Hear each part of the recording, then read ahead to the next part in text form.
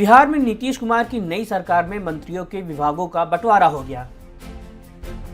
इस बार सबसे ज्यादा सुर्खियां डिप्टी सीएम सम्राट चौधरी ने बटोरी। वजह साफ है, उन्हें गृह विभाग सौंप दिया गया। आज तक ये सबसे ताकतवर विभाग खुद मुख्यमंत्री नीतीश कुमार के पास रहता था।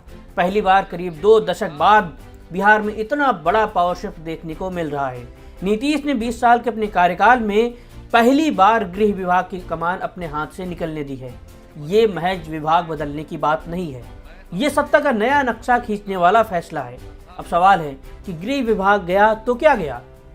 ये वो विभाग है जो कानून व्यवस्था, पुलिस प्रशासन, खुफिया तंत्र और राज्य की पूरी सुरक्षा पर सीधा कंट्रोल रखता है। अब तक हर बड़ा आदेश सीधे सीएम हाउस से निकलता था, लेकिन अब ये सारी ताकत डिप्टी सीएम सम्राट चौधरी के दफ्तर में शिफ्ट हो गई है। यही वजह है कि इसे सिर्फ मंत्रालय बदलाव नहीं, बल्कि सत्ता की संरचना में ऐतिहासिक बदलाव माना जा रहा है। सम्राट चौधरी अब सरकार में नए पावर हब बन गए हैं। गृह विभाग का मतलब है पुलिस सिस्टम, ट्रांसफर पोस्टिंग, बड़े इन्वेस्टिगेशन और सुरक्षा से जुड़े सारे फैसले अब उनके दफ्तर से होंगे। राजनीतिक गलियारों में खुलकर कहा जा रहा है कि अब सत्ता का केंद्र सिर्फ मुख्यमंत्री आवास नहीं रहेगा, सम्राट चौधरी का ऑफिस भी उतना ही ताकतवर हो गया है। ये साफ दिखाता है कि बीजेपी ने सरकार में अपना दबदबा तेजी से बढ़ा लिया है। सम्राट चौधरी को पार्टी और सत्ता दोनों में टॉप लेवल की भूमिका मिल गई है।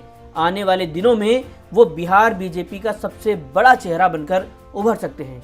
नीतीश कुमार ने ये कदम उठाकर कई बड़े संकेत दिए हैं। अपने पूरे राजनीतिक करियर में उन्होंने गृह विभाग शायद ही किसी और को सौंपा हो। इस बार ऐसा करना कई मायने रखता है। पहला, एनडीए सरकार में पावर शेयरिंग का नया दौर शुरू हो गया है। फैसले अब सिर्फ एक केंद्र से नहीं होंगे। दूसरा, गृह जैसा सबसे ताकतवर विभाग बीजेपी नेता को देना ये बताता है कि बीजेपी अब महज साझेदार नहीं है, बल्कि सरकार की निर्णायक शक्ति बन चुकी है।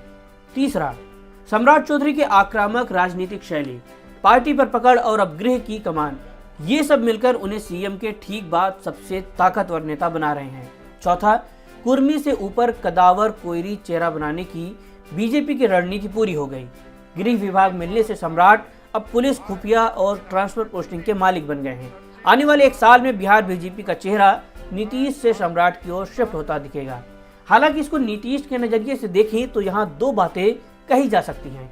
पहली ये कि बीते दिनों देखने को मिला कि नीतीश की व्यक्तिगत ताकत में कमी आई है। उनकी उम्र और स्वास्थ्य के कारण वो पूरी तरह अकेले सत्ता का बोझ नहीं उठाना चाहते हैं। दूसरी बात ये कि सम्राट चौधरी ऐसे व्यक्ति हैं जिनको अमित शाह का करीबी माना जाता है, साथ ही वो नीतीश कुमार के भी करीबी माने जाते हैं। इसलिए नीतीश कुमार ने सत्ता की एक चाबी भले बीजेपी को दी है, लेकिन कहा जा सकता है कि उनके लिए ये सुरक्षित निर्णय है।